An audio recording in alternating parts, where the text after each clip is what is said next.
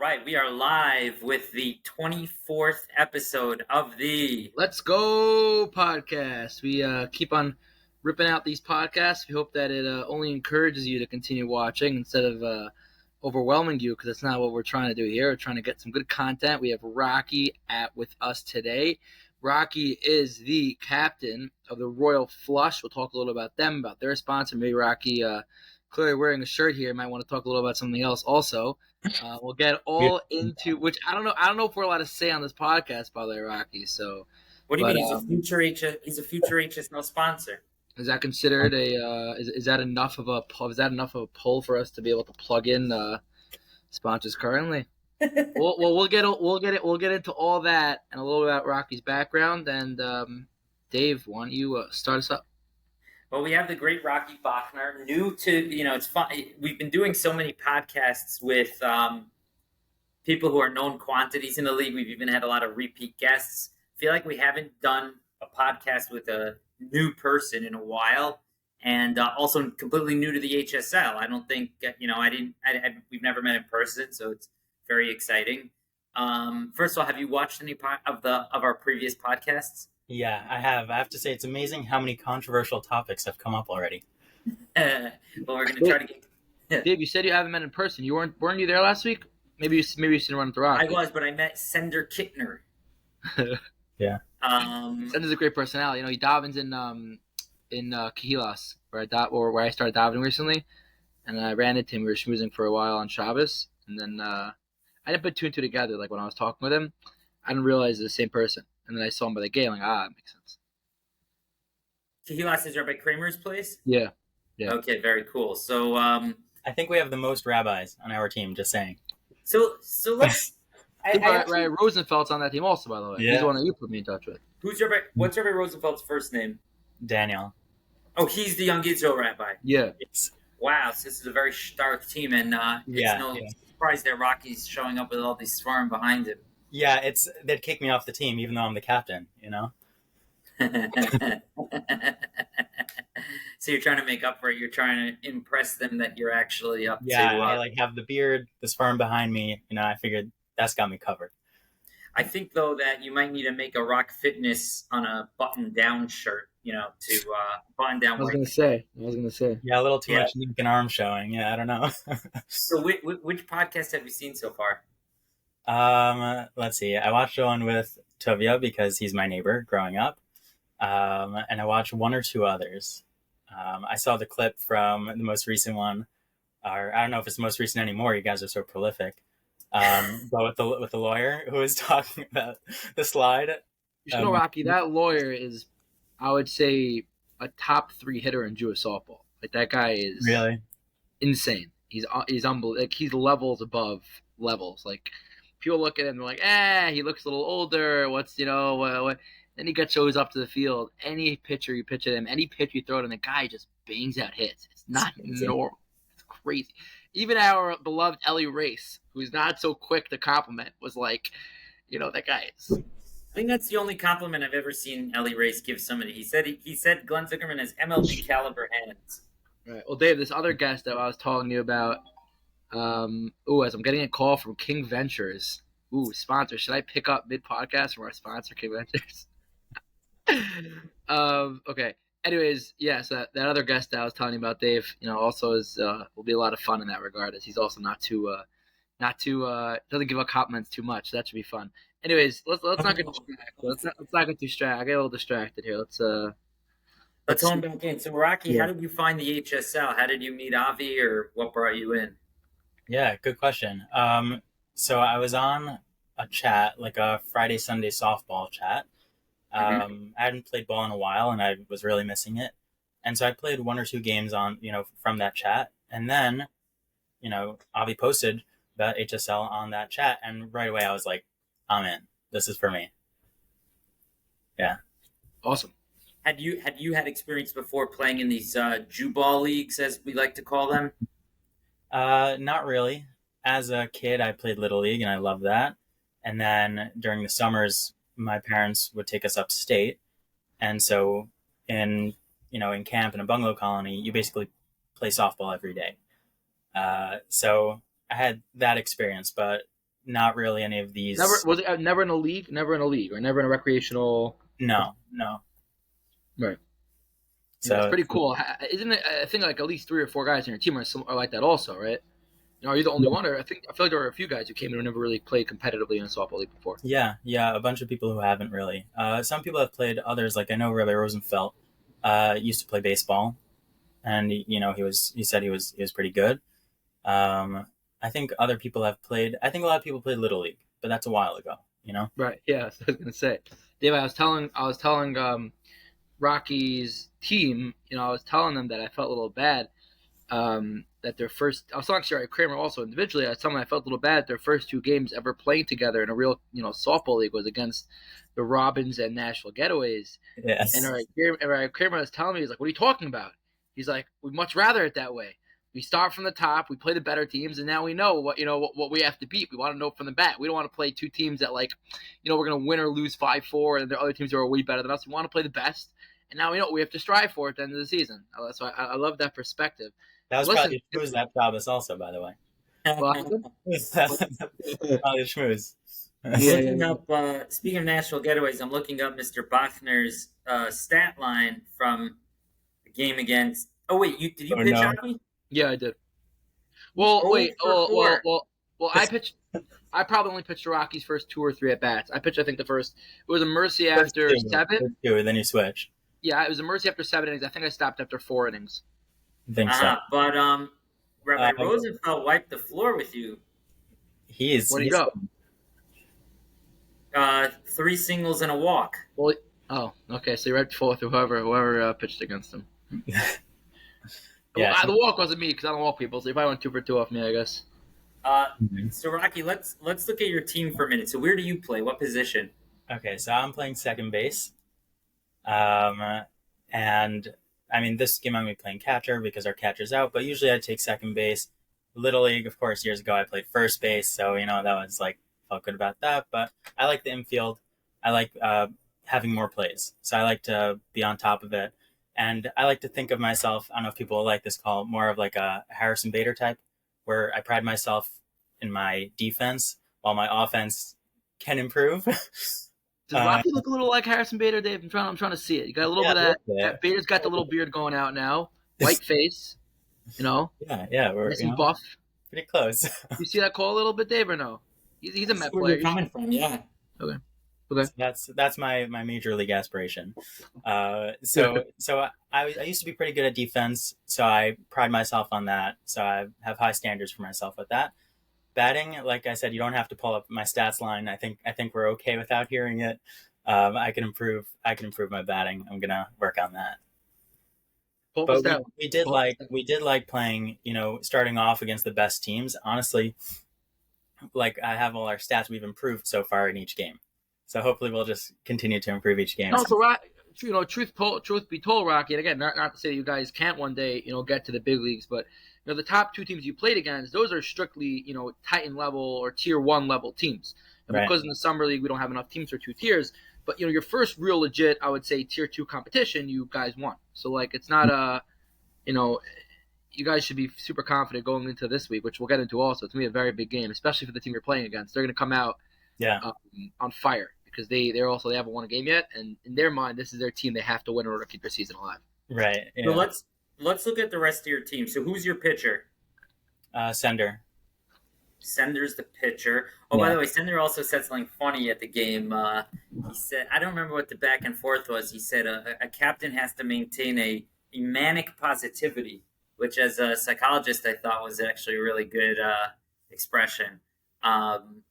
Especially I guess you guys lost the first 2 games. So were you trying to keep the mood level, keep the mood from getting too upset? Yeah, it's interesting seeing with softball the different attitudes that people have. You see it on a big range. You have some people who are can't sleep at night if they lose the game or if there's an error, and you have the people who are I'll run an extra base. Who cares if I get out? I'm going to run. You have this huge range. So I feel like my team is good that we're serious. We want to win, but we'll be able to move on if we don't. But also I think we had a good perspective of coming in. We hadn't played at all. Some of us hadn't played in years. and we played a really good team, got through a few innings, and I said like this. I was like, for game 2, we have so many, easy goals to accomplish. Score 1 run, make it, don't lose by 15, and we did all 3 of those. we got runs. We just played the whole game. We didn't lose by 15. So it's all about your perspective. Yeah. So Sender's your pitcher, and then let's go around the field. Where does Rabbi Kramer play? So he's third base. We have third base and shortstop is, Rabbieville. That's where you gotta tuck your shirt in and be polite. How have they been performing so far? In the field. In the field, very well. So Rabbi Rosenfeld, phenomenal.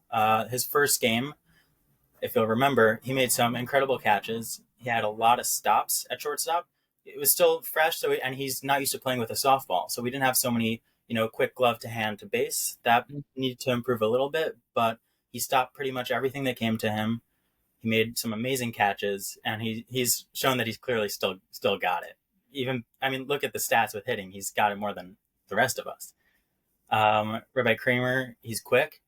I know from training, Rabbi Kramer and Rabbi Rosenfeld, that they've both got strength, both got power. Wait, is this client confidentiality issue? No, there's no. That's the best thing about being a trainer. There's no confidentiality. You can say anything about anyone. We don't need to cut anything, Dave. We still can go without cut. Have we ever cut anything? Yeah, maybe a little. We don't need to cut much here. Okay. Yeah, I think they'd be okay because I posted on the chat already with their approval. But I know that they've both got strength and they're both really solid. I'm expecting a few more big hits at Rabbi Kramer because I know he's got some good strength. Okay, he just needs to hit that sweet spot and it's gone. He's been good at third base. He's been also pretty much stopping everything. Some line drives at him, and he's either caught them or stopped them. So yeah, they've really locked down that part of the field, which is really nice. Something I've noticed over the course of this year, it's much harder to find high caliber left side of the infield than high caliber outfielders, I think. So I would say if you have a strong third base and shortstop, I wouldn't look at especially in this kind of league, I wouldn't, well, I don't know, I guess it depends because now the league is kind of mixed between the A teams and the B teams. But for sure in the legacy league, it's not 10 equal positions. If you have a good pitcher, center fielder, shortstop, and third baseman, strong at each of those positions, I think you're 80% of the way there to having a championship caliber club. Maybe I'm overstating it a little bit, but Avi, what do you think? I actually agree with you 100%, and I'll actually speak to that point. There are 2 teams in specific who struggled the first few weeks, and currently are struggling. They're on the best records. And I'm trying to just tell them, this is not Rocky's team. This is 2 other teams. You guys have a solid pitcher. You have a great shortstop and a great third baseman. Like you were saying, Dave, there are 1 or 2 positions you need a little chizik on. So let's look for players. I found them. Instead of crying, going home and saying we're done, we can't play. You pick up a couple of guys. You get stronger. These 2 teams, which again I'm not going to mention because I don't want to. I'm not trying to be. I'm not trying to hate on them. I'm just. This is a public message. When you have 3 or 4 core positions that are all on lockdown, and the other 2 positions are very poor players, the answer isn't to cry and go home. It's to look for other players, start slotting guys, explain to people, listen, I know that you're on the team, but we also, for the rest of the team's sake, we want to be able to win. So maybe you're gonna slot and play a little less in the field, but you'll still be hitting. To work, if you don't have a team, you don't have a team. If you have no pitcher, you don't have a shortstop or third baseman. I could see someone saying, okay, where do we even start? But if you have 3 or 4 legitimate players locked down the field, and then 3 guys who are okay and 2 or 3 guys who are just no shaykhis, then so pick up some guys, get better. Don't give up on your season and don't come with the attitude of, oh, we're terrible, we stink. It bothers me to see that. It irks me really, really bad because that's how I was sort of my first year in my Monday Night League with Mo Feintuch. My first year, we won 2 games. We didn't do anything. The next year, we got but we had a good pitcher in myself. Obviously, we had a phenomenal outfielder in Mo Feintuch, and we guys like Moshe Zidin. I think at that point it was Ari Rokach at short and third. We picked up 2-3 guys. The next year, we won the championship. Wait, so I have to understand something. When I was on Mo's Sports, when I was added to Mo's Sports, that was after a 2-win season. That was the second year. Yeah, we won the So championship. so Mo was looking, how do I improve this roster? And he settled on David Golub. Okay, I just want to remember that. And Rocky, we ended up winning a championship, but that had very little to do with me. And even this year, last year we had such a great year. There are a few guys that Mo felt like weren't, up to par. So we got a couple new guys. We didn't assemble the team, and we should be in the championship right now. And if not for some unlucky 1-out 7th inning, giving up 3 runs to lose the game 3-2. But we're phenomenal. Rocky, so let's keep looking at your teams. So then, I just wanted to say one thing about those teams also. We're not so far ahead of them. We're 1 game ahead of those teams. I think a big thing that people should, and I think as a psychologist you'll appreciate this, the season, even if we didn't make playoffs, the season wouldn't be over for us, right? We paid to play the games because we want to play. So same thing with the mercy rule also. As long as we're not being demolished like crazy and we're actually playing, we want to play. We want to play 9 innings. We want to play the game. We want to have fun. Obviously we want to win, but we really want to play. And another thing is, even if you're not going to beat another team, you can always play against yourself, sort of. Meaning, your stats for each game. Oh, I made 3 errors this game. Okay, I'm going to make 2 or less this game. I'm going to improve against myself. And I feel like the entire team can improve like that. And as a side, that might help you, get better than another team. But no matter what level you're on, I don't think you should go home and be like, okay, I'm done. I just give up. There's so many reasons to still play, if not for next season or just building up where you are right now, playing against yourself. There are so many things you can still gain from it and enjoy. So I really think it's silly to just give up or be like, we haven't won yet, so it's done. I think 2 key words you said there, which Dave, you keep on saying and you keep on pushing, is the words next season. It's very hard, obviously, as a team to be like, oh, just give up. But that's how teams are built. Dave always says, look at the Bombers. Look at these teams. They've been playing together for years. You think they started right away? Steve Pollen always tells us about how they won 2 or 3 games. His team from the Blue and White League the first 3 seasons. And now look at them. Now they're in the championship every year. These things just don't happen.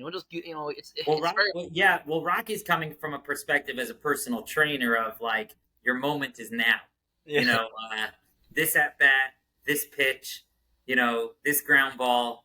This is the time for you to show who you are as a human being, as a person. And comparing yourself to other people is never good when it comes to health and fitness, because there's always someone stronger than you.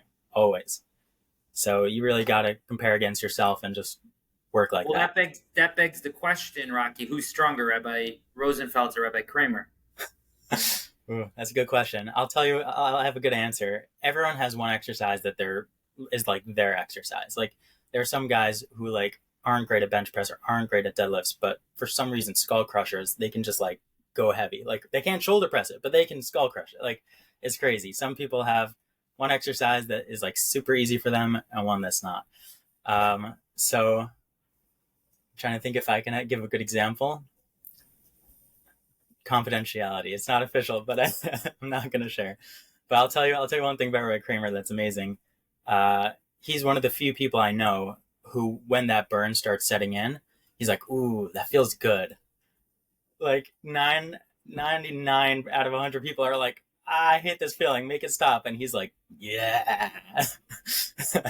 So that's pretty unique. That's consistent with what I know about him. I was actually in yeshiva with him back in the day. And believe it or not, and I went to elementary school with his brother. So what's your exercise that you're built for? Oh, I'd say my favorite is deadlifts. That's where I feel good. Yeah. How much you lift, Rocky? So my max was 365. You're at 365. Wow. You don't look like you have such a big frame from here. No, that's one of the coolest things I've seen about workout stuff also, is that while muscle size and strength do correlate, they're not 100% related. So you don't have to be huge to be strong, which is so cool. Wow. I've seen a lot of people who don't look like they even necessarily work out. I'm like, oh, how much do you squat? Yeah, I squat 300. What? You don't look like that. You're not a huge guy. But if you work out and you're consistent, you can get pretty strong. You don't need to be huge. How did you get into training and fitness? So after high school, I wasn't playing sports anymore. And I was like, okay, I'm going to get fat, be unhealthy, overweight if I don't start doing something. So I wanted to start working out, but I didn't really know how. I had never had any training. So where do you go? YouTube. But it's the most overwhelming and confusing place. So I was like, where can I just find all the information I need in one spot that I can trust? And so I found for like, it was only like $600 online, you can certify as a personal trainer. And I was like, this is perfect. This has everything I need to work out safely and, reach my goals in a reasonable way. And so I did it honestly for myself. I signed up for the course. I took it, started training myself, just working out, and then started training, a friend on the side. And then once COVID hit, I actually was like, you know what, I'm going to do this full time. Got it. All right, so I actually have to jump a little bit early. We have about 5 minutes, unfortunately. I'm curious about the rest of your lineup. So what's your outfield construction? Okay, so our outfield, we have Mutty in right field. So Who's Matti? Nuremberg? Yeah. He actually Was he- requested. Yeah, Go ahead. he requested it. He's a power hitter. He's good. He plays right field. He requested it. He's been very good there. Center field. Did he play the spring? I'm not sure. Avi, did Monte Nuremberg play in the spring? He did. Was on... I think he was on Burger Hicks. Does that make sense? Yes, it does make sense. He was on Burger. He was on Burger Hicks. Yeah. So how do you find Mutty, Mr. Rocky? So a few of my guys I know from working out with them. One guy I know from college, and the rest Avi helped me recruit. Okay, so who else you got out there? We've got Jason Kochman, and he is a very good defensive player. If anyone's the Harrison Bader of the team, it's him. He has made some. Yeah, thank you. He's got the looks, like Avi pointed out. He's got the right. He doesn't have the look, but he's got the skill. He's made some beautiful catches out in center field. Unfortunately, it was not videoed this week. Yeah, I missed it. I missed that. That's what I got the call from Dom during that catch. Okay, so he's made last game. He made I think 3 phenomenal catches out there, like running, sliding, falling, everything all over the place. So he's really locked that down, which is amazing. And then in left we have. So we've had subs. So it's been, I think, swapped with a sub because that's one of the easier spots to go. And then we have, what's his name? Frankel, who plays short, the short outfield. Short center, yeah. Yeah, and he's been incredible because no matter where the play is, he's basically right behind it. So like, the plays to second base, he's right behind me. The plays to left field, he's right there. Plays to right field, he's right there. Like he's everywhere. And so anything that's short, no matter where it is, he's got it. And I think one thing that's been incredible that I think I learned from the Robins, actually, that I think we're getting better at is the follow-up, the plan A and the plan B. Plan A is to just pick it up, throw to the base, get the out. Plan B is where it happens that it goes under a glove or it takes a weird bounce. Then what? So you want to have someone right behind you who's going to cover that. This last game, we actually had a ball that got past third base, past him, and then the next outfielder threw it in. But I think we held it to a single or something small. Like it was perfect. I was like, you're going to make errors sometimes. It happens. But having that plan B, having that follow up, like I think in one of our first games, right, there were I think 2 home runs because it got past one person and then it was gone. And if you have that backup, you're solid. It takes also, there's less stress on the infield because you know that even if you don't play it perfectly here and there, you'll be covered. They'll minimize the damage and you'll still have a good shot. So I'd say our outfield has been phenomenal. Our infield is pretty good too. Our first base is Yehuda Siegel, and he's been good as well. First base, it can be hard to to see if someone's amazing or not because you're just standing there catching a throw. It really shines when there are some bad throws and you still make it. So he's made a few of those. I don't think there was a video of this past game, but there was one that we were all holding our breath. It was a throw from shortstop. It was not perfect, and he just casually just scooped it up, and we all just like, okay, nice. So that was a great play. That was a great play. Yeah, we have one more player I didn't mention. Well, 2. We have catcher, which is Aaron Berger. He's been very good throwing to the bases, getting people. I think he had 2 tags at the plate, which were. He was the man behind that play. That was phenomenal. Got him by a quarter step. Incredible. Yeah. And we have Avram Svikeen, who's been either left field or shortstop. Very versatile player. He's done well in all those positions. He also pitched a little bit in one game. All right. We actually have another guest that we're going to talk to in a minute. If you want to stick around, please do. Me and Avi played with him in the Wednesday night league, which I don't know if you've discovered yet.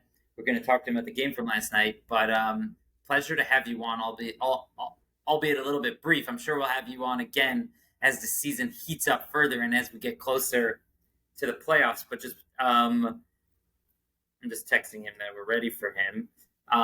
We also have game of the week this week will once again be Rocky's team as they're going up against the addictive ad Wales. So wait, last week game. Rocky was game of the week? Yeah. Why is that?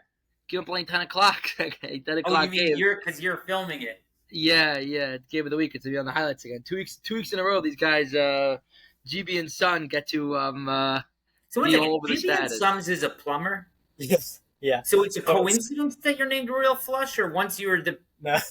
So unfortunately, Rock Fitness did not sponsor this season. We are hopefully in the future going to, but for now, our sponsor that we got was GB and Son, plumbing and heating, and we were like, we need to do something with this. It's such a good opportunity.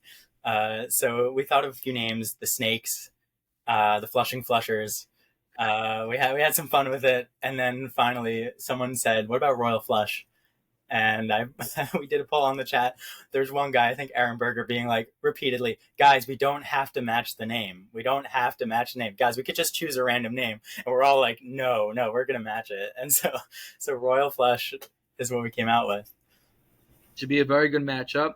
Jacob Burns coming fully loaded for this game. He's got I know the roster he's bringing. He's bringing a great roster. He had a couple new pickups that over the past week. Team's a lot stronger. He's not sure who his pitcher is yet. He's not sure if Mikey Weiss is back. And Mikey Weiss, actually, by the way, his mother passed away a couple weeks ago. So Baruch Dynamis to him. So he's not sure who his pitcher is, but he's going to come in with a very solid team looking for his first win. So to me, a tough one.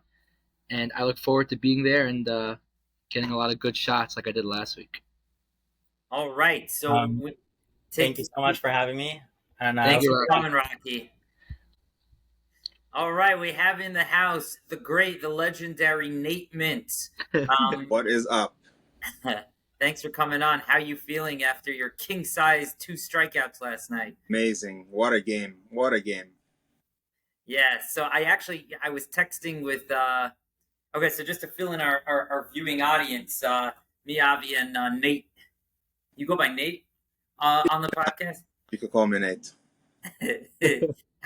I'm now starting to think like I don't know you at all. Me, Nate, and Avi play together on the Freedom Fighters. It was a little bit of we weren't sure who should pitch, Avi or Nate, and Nate was clearly better, so he got the nod. We'll go with that. Yep. We'll go with that. So last night we had a very tough game with a couple of very interesting situational. Oh, just to clear up, this is Ariel Cohen's West Hempstead Night League. I'm sure he'd appreciate the shout out. Wednesday night, Ariel Cohen's Summer Wednesday Night League. We're sort of breaking the fourth wall here of this podcast and talking about another league. But that's you had Sam Sutton on. What was the last? Right, week? that's true. What did you say? Yeah, you had Sam Sutton on last week. That's true. So I guess we already broke it. And what do you mean? In the last podcast, we talked with Race and Grossman about OBBL, LBA, MSL. So we're really expanding here. Take over one day. So it was a very tight game. We were up 1-0. We were playing the what was it? What was the name of the team we were playing? The Yo North Woodmere boys. It was a very tight game. We were up 1-0. Then it was 1-up. Then it was 3-1. And then there were 2 very tight, very intense innings. The bottom of the 7th and the bottom of the 8th, with some very complicated situations that I wanted to go through. Avi and Nate both have great baseball minds, and started in the bottom of the 6th when we scored 2 in the top of the 6th, and then there was a ring threatened, so we kind of had to go in and out very quickly. Oh, in the bottom of the 6th, nothing. Nate threw 3 pitches.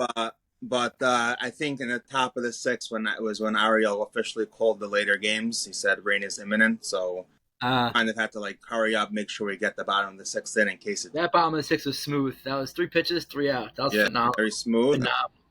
Yeah. We thought it was over, but then, yeah. Wait, 1 second. In the bottom of the 6th, did you pitch any differently than you usually do?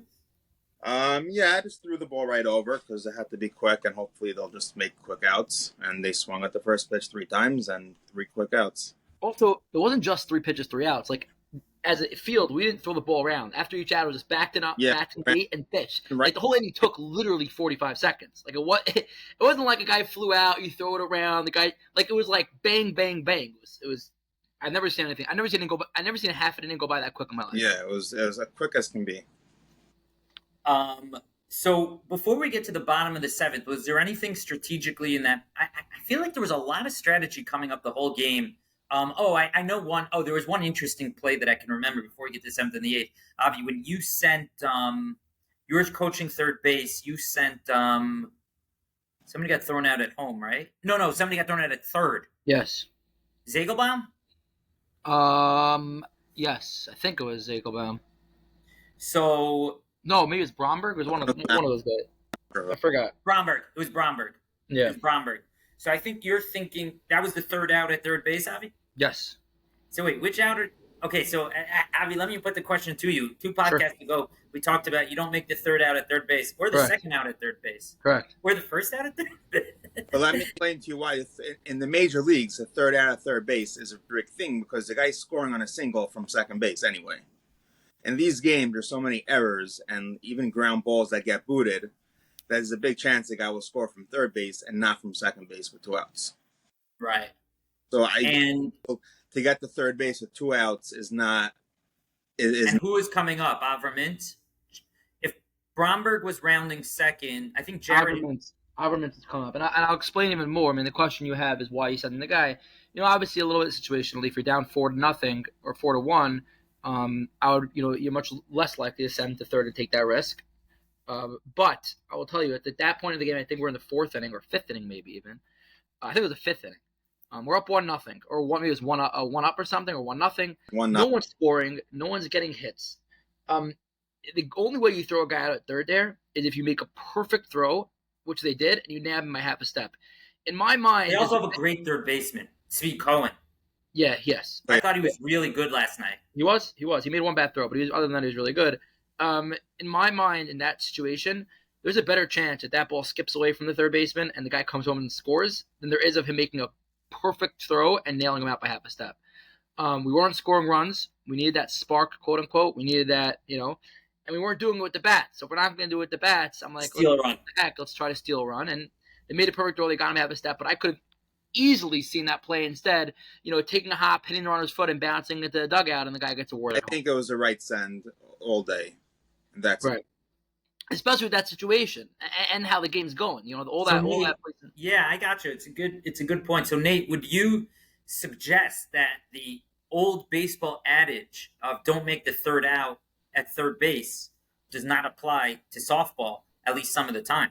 I would say that is correct. I mean, we see a lot of plays where the ball doesn't leave the infield and the guy gets on, where the guy would not score from second base. Or even how many plays did we have even last night where the ball even went to the outfield and the guy didn't score from second base? He got thrown out at home. I mean, you see it all the time. Right.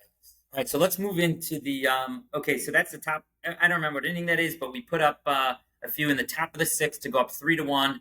Nachum Mintz, Nate Mintz mows down the opposition on 3 pitches. In the bottom of the 6th, we go to the top of the 7th, and we go out pretty quietly from what I recall. Bottom of the 7th, I think their 10-hitter might have started off the inning. So walk us through the inning because it's all a blur to me. You guys have much better memories than I do for these things. Let's start with the bottom of the 7th. If I remember correctly, the first 2 men got on. 2 base hits. I don't think so. I think there was a single or maybe I think. No, maybe the 10 man got out. The 11 man got out. The number 1 hitter.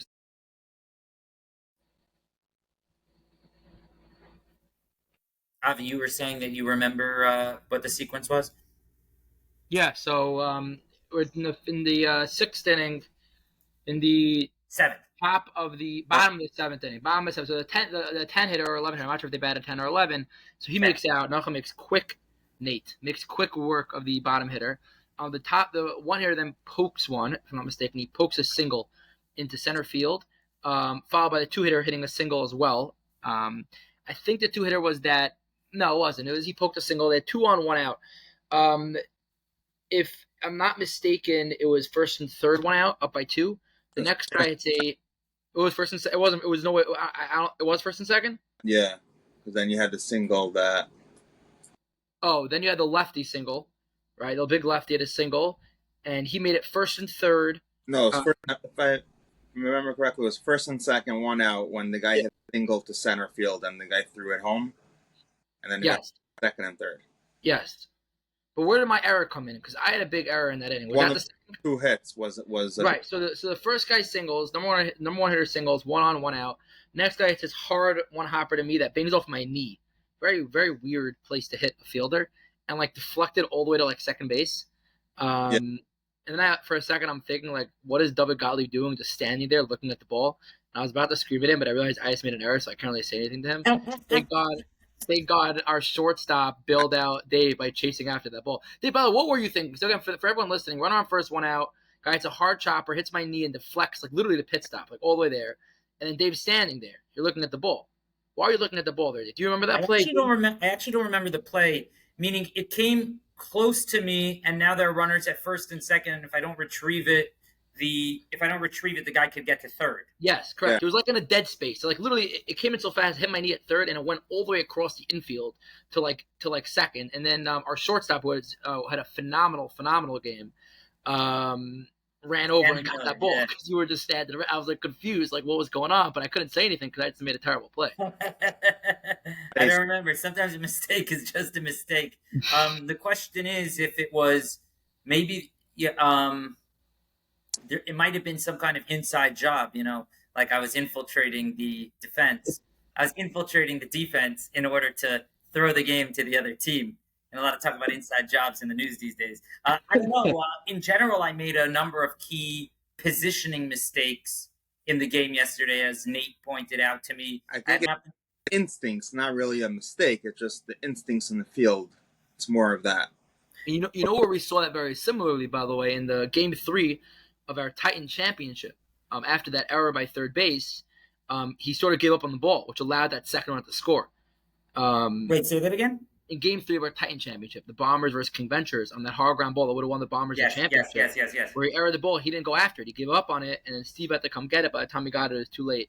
Anyway, so they had 2 on, 1 out. Then the big lefty came up, who I actually recognized after the game is Elchi. Elchy. Elchi is huge. I didn't realize it was the same person. I went over to Chaim Zagelbaum. I'm like, is that Elchi? Who's Elchi? Elchi from, what's his last name? Mermelstein? What position was he? I mean, he was the big lefty. Like first base. Oh, he got a big hit, yeah. He was like a big. He was like one of the big Romu legends, they call it, on the basketball team. He was the center on the Romu basketball team. I went over to Chaim Zagelbaum after. I'm like, that guy looks so much like Elchi back in the day. He's like, no, that is. Oh, that's very cool. I didn't know he played softball. He had a couple hits. So he had a nice hit up the middle, I think, which then scored a run. And our wait, slow down. So now it's second and so now it's first and second, 1 out. Okay, so then and then Elchi gets a big hit. Our center fielder throws home. We're trying to throw the guy out at home plate. He overthrows the catcher. Big mistake. Very big mistake. Which allows a run to score. First and second, 1 out. Now you're holding second and third with 1 out. The game-winning run is now at second base. Correct. We have second and third, 1 out, 3-2 score. And as Nate pointed out to me last night, it's kind of obvious. The run coming home is a meaningless run. Great if you could trap him in an out and get that out, which is quite unlikely, but the run is meaningless. You have to make sure the tying run doesn't get past second base, no matter what. Even if you have a free play at the plate, the guy's walking home. As long as he doesn't get to third base, you're fine over there. By the way, Avi, I just received a message from Yosef Grossman that you're hitting 355 in the MSL, not 380. I said 380? That's what he says you said. No.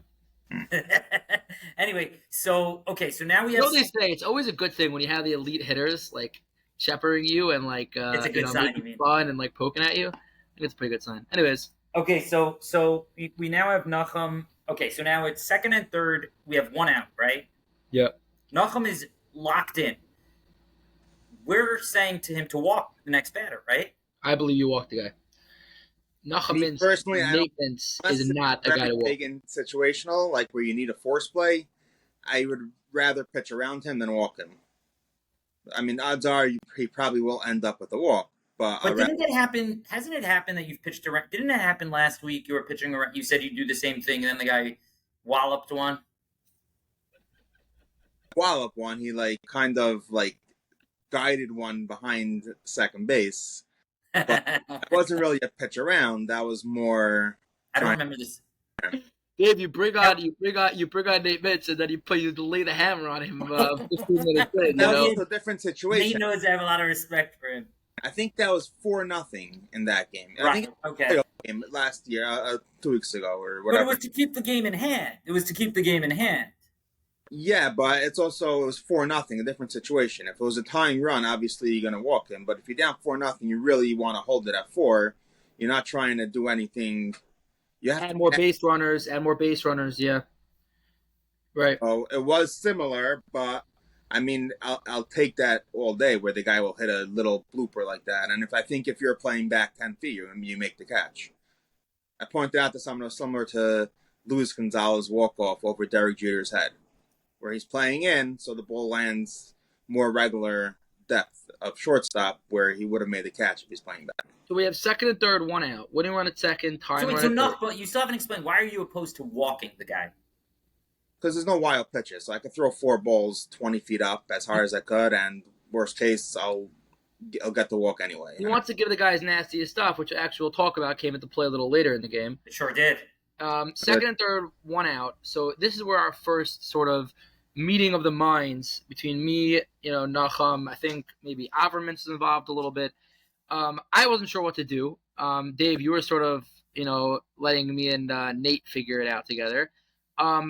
It's a question that I know my role as captain. I don't think I have a better baseball mind than either of you, and it didn't seem to me that it needed some kind of managerial decision to. We all put our heads together and we all made a decision. I don't think it was like I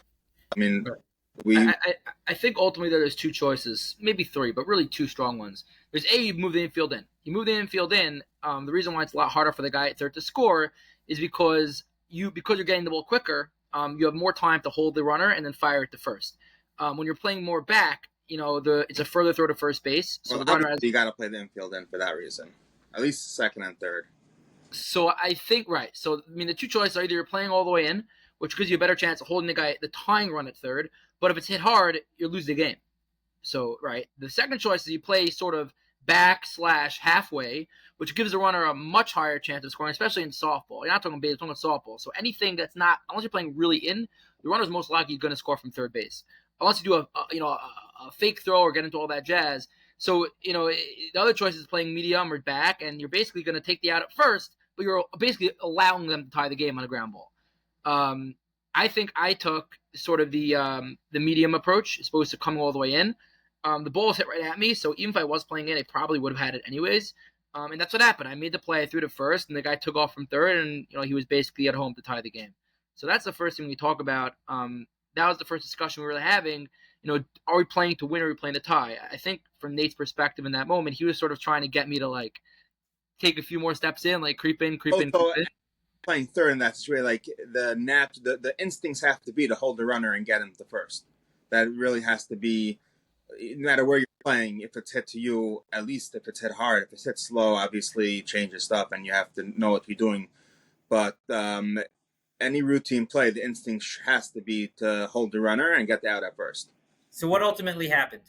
No, so what ultimately happened is I decided to play a little further back instead of playing in.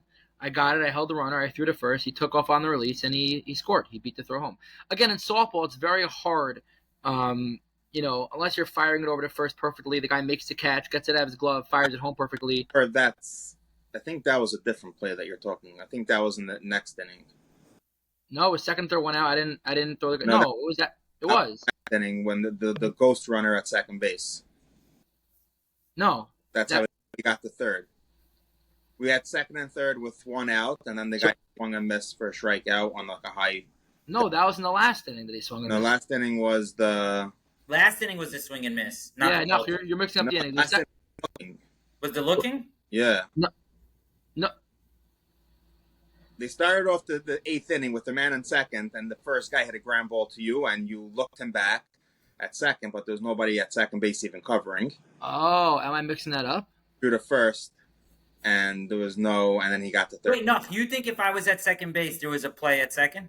No, but I think he didn't have to go back as he took like 3-4 steps off, and his teammate was telling him, "Go, go, go," because nobody was covering.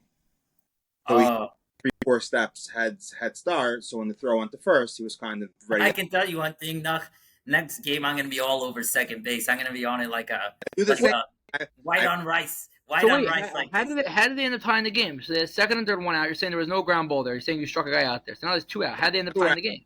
And then the guy hit a single, and then he threw the first runner scored. Second runner, Bomo made a nice, beautiful play. He ran the winning run was rounding third.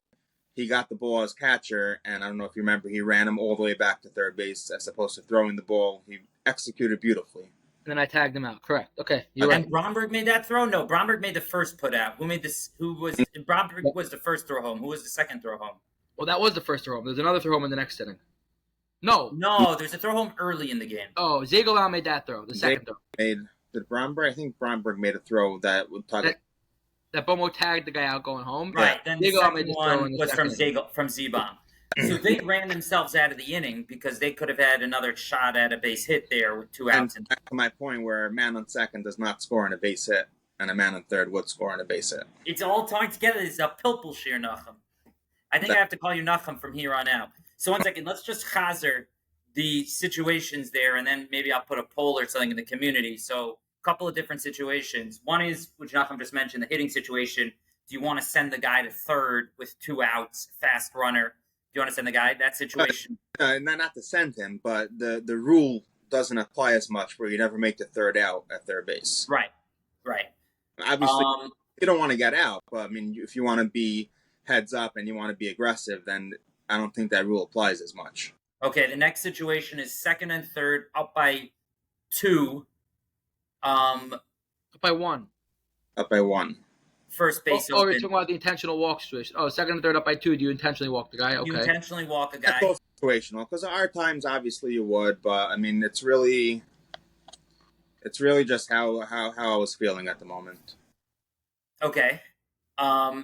Instinctual. And then situation 3 is where are you now you're down by 1. You're up by 1, second and third. Where are you positioning your infielders? Correct. Are you playing more to win the game or to tie the game? You always play to win the game. That's my rule. Yeah, but you always play. You can play to win the game by playing your infield back so that you don't concede 2 runs on a blue hit, Luis Gonzalez style.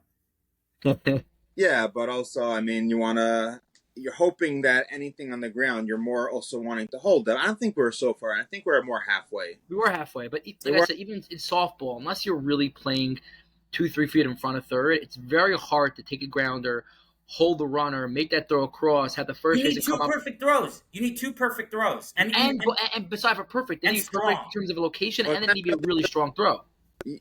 When you're holding the runner, you're also trying to hold him that he's not running. You don't want him to run after you throw it either. So you're not looking. No, correct. But what I'm saying is, if you were to run after you throw, in order to get him at home, you have to throw with a good oomph to first. You have to have a great throw to first. First person has to catch it, transfer, and fire it good to home. The catcher has to put a good tag on. There's a lot of, and also from a third baseman's perspective, you don't want to throw it too hard and too fast because if you throw the ball away, the game's over. So it's a lot of moving pieces there that you need to have in order to. If you're playing in, it's much easier because you have much more time. So if you get the out at first and the run scores, it's not terrible because I mean you have 2 outs now, and tie game. That's the goal. But you also want to leave yourself the room where you could potentially cut off that run and hold him at third, or if he's running on the pitch, hopefully cut him off at the plate. So let's move into the 8th inning. We put up a run. Avi Edelman gets a base hit in the 8th. That was a strategic point. Should he move the runner over or should he swing away? Another point. Right. Okay. Runner on second, nobody out. You're top of the inning. So the bottom of the inning also has the runner on second, or the ghost runner at second base. As a hitter, what are you doing there? Are you swinging away or are you moving the runner up to third with 1 out with, never mind you, a really talented fundamental hitter who you know is 99.9% going to get that run home. So are you playing to guarantee getting a run? Or are you playing for the bigger inning? You also have to look who's hitting behind you. So you had the 3-4 hitters behind you. So even if you do not get the runner over and make an out, you still trust the other 2 hitters to hopefully come through. Also, in the top of the inning, they also have the ghost runner. So you're scoring a run, odds are they're going to score that same run. Right. I mean, no, it's a good point. That change the equation. Right. You may want to try getting more than a run. You may want to try, especially if you're the away team. If you're the home team, you're batting tie game, run on second, no one out. It's not a question. You get the guy over. No matter who's up behind you, no matter who's up at all, you want to. Right. But from the top of the inning, so basically, at least what I did was, I knew I was hitting it to the right side regardless, but I was going to hit it as hard as I can. If it goes at a fielder, I get the job done. If not, it's a hit, and ended up going between first and second, and a run scored. So we take a 1-run lead going into the last half of the inning. Half of the inning? Yeah. Take us through that one, Nate. They had man on second to start the inning, and the first play was that ground ball to third, where the third baseman got the out, and the runner moved over. So now you have man on third with 1 out. So this is where the strategy came in again, where I think Yakov Weiss was up at that point. Correctly. I don't know. Yakov Weiss what? He was batting. He's a poke hitter. He's not going to hit a home run, but he could easily hit the ball to second base to the right side very easily. So that's where more of the strategy came in, where if he hits a ground ball to third or short, then you want to hold the runner. But with him, there's a good chance he could just poke it to second base. I don't know if you remember, Dave, I looked at you and I asked you what you're doing, and you looked at me like I didn't know, you didn't know. So I think him was more of an intentional walk, where I pretty sure I walked him. Wait, did I do something? Did I do something wrong there? No, because it's an impossible situation. Because if you just looked a little bit uncertain as to what you wanted to do yourself. Oh, you mean if I'm coming home? If you play in, then he could poke it over your head very easily. If you play getting him at home, it's just a very. Oh, and he ended up hitting a pop up, right? No. That was earlier in the game. He walked. He hit a pop up in my direction earlier in the game. I think that was more of an intentional walk than anything. Okay. Unintentional. You actually got the 3-2 on him, by the way. You threw 2 phenomenal pitches to start the at bat, and then you threw, you tried throwing that same pitch, and you threw because I didn't want to give him anything, so he walked, and then the next guy, him also. I didn't mind walking him to get the force at home. Obviously, it puts the winning run on. Because at this point we have first and third. 1 out. 1 out. Yeah. Well, a walk would move the running run to second base. Oh, yeah. I didn't want to walk him, but I don't know exactly how that bat went. I know it was 2 strikes, and he let one on the lower inside corner, and Dom called strike 3. Thank you, Dom. Yeah. You thought it was a ball? No, all game it's a strike. He's calling that all game. The thing about Dom is very consistent with his calls. He's a lot of times he actually squeezes pitchers more than gives them pitches, but he's consistent usually. Yeah. However he's calling it. For the most part, if the pitch is a strike unless he calls it, but when it's halfway before, like as it's leaving your hand, sometimes he'll call a strike. That maybe not, but for the most part, I don't like when he does that. Yeah, he did it the first pitch of the game, and the batter was a little upset. Yeah. So that was your second king size strikeout. After the game yesterday, I was texting with Jared Wiesel, and I forgot that you had 2 king size strikeouts. You know whose term that is, by the way? No. Gary Cohen. He says king size strikeout. Yes, now I remember. Good. So we had 2 on, 2 out. How'd the game end? Was there a pop up? Ground ball back to the mound. Oh, back to the mound. What a way to wait, but 1 second. When Weiss when the guy you struck out, where did you end up positioning? Avi, where did you and Sammy end up positioning yourselves with the man on third? What me and Sammy said is that we're going to try to hold the runner at third and throw to first. Okay, so you played at normal depth. Yeah, we played medium, not we played medium. I want to say normal, but we're going to try to make the play, hold the runner, fire it to first. If the guy scores, great, and the winning run at second base, there's 2 outs, tie game. We trust Nate to get the last. That's why I didn't mind the base load in that situation, because you do need that force at home. Right. That's also a very big play in that situation. So, I guess he ended up taking strike 3. But even if he technically would have walked, it wouldn't have been the end of the world. I think it was also the bottom of the lineup. I don't even know who. I mean, they're all good. Yes. That was also important. That was one of the reasons. Another reason to pitch around Yakov Weiss was that the hitters under him had not been performing that well. Yanky Hershkowitz, he came up in a big spot he was, I think, their 5 hitter. He had popped it out a few times, and then he hit one right inside the third baseline. And past performance doesn't always predict future behaviors. So I thought we were going to get him out in the 6th inning, but then he hit a bullet down the third baseline. But in terms of the 8th inning with Yakov Weiss up, we had the 8 and 9 hitters coming up who had not really been performing. So I thought it was particularly important to pitch around Yakov. Yeah, especially he's a slap hitter, and he could just. I turned around and I look at you. I think you're like halfway, like standing in the baseline between first and second, and I'm like, if the ground ball comes to you, nothing to do with you, just in anybody playing in that position. Like, I don't think an out's going to be made at home. Yeah, no, Wabi said that to me also. He said, "Go to first. Don't come home." Yeah, so that's why I'm like, anyone else, if I didn't know that he's a slap hitter like that, I probably wouldn't have intentionally walked him. But because I knew him, I knew what he does, so I think it was the right move in that situation. I got to bounce, guys. I hear you're bringing down a team for the fall HSL. I'm not sure. I don't know. I'm just kidding. I'm just kidding. Thanks so much for coming on. I retired from captaining. I don't bring down teams. I don't do any of that anymore. Dave, you gotta get Goose into the. You gotta convince Goose. Once you convince him, that's where everyone follows. There's a rumor that came down last night to check out the talent. I know, right? Tell him to come to an HSL league. You'll see some real talent. I was surrounded by Mintzes in the parking lot last night after the game. It was very nerve-wracking. You didn't seem too nervous. I don't know. And I say, Dave, from that selfie that you took and you posted on the team chat after, you look pretty happy. Yeah. I was just trying to stay safe, make it. I was trying to appear confident so they wouldn't take advantage of me, All right, thanks so much for coming on, Nachum. We'll see you soon. Thanks, guys. Bye.